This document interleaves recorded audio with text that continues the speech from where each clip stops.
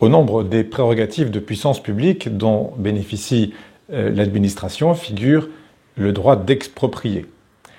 Exproprier est quelque chose de grave, car la Déclaration des droits de l'homme et du citoyen du 26 août 1789 considère à son article 17 la propriété privée comme inviolable et sacrée. Porter atteinte à ce qui est considéré par un texte à valeur constitutionnelle comme inviolable et sacré ne se fait pas sans le respect d'un certain nombre de garanties au bénéfice du propriétaire et d'un certain nombre de procédures qui ont pour objet et pour effet la protection précisément de ces garanties. L'expropriation ne peut se faire d'abord que dans un but d'intérêt public. On imagine mal une autorité administrative vouloir exercer le droit d'expropriation dans le simple but de satisfaire un caprice ou encore pire, de nuire à un propriétaire privé.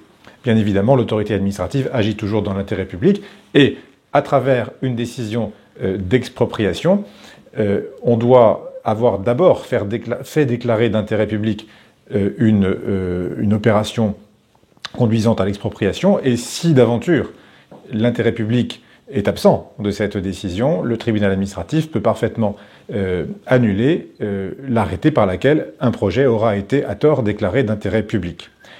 Une fois que cette décision administrative a été prise et qu'elle est considérée comme légale, qu'elle ait fait l'objet ou pas d'un recours, le propriétaire n'est pas pour autant sans recours à son tour.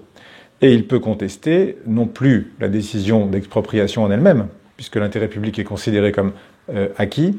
En revanche, il peut faire valoir ses droits de propriétaire devant le juge judiciaire, à qui il peut demander à ce qu'une juste et préalable indemnité lui soit versée en contrepartie non seulement de la valeur de son bien, mais aussi d'un certain nombre de préjudices accessoires qu'il subit en raison de l'expropriation. Et faute pour l'administration d'avoir trouvé un accord avec l'exproprié, c'est finalement le juge de l'expropriation, auprès du tribunal judiciaire territorialement compétent, qui fixera l'indemnité ou les indemnités au bénéfice de la personne expropriée.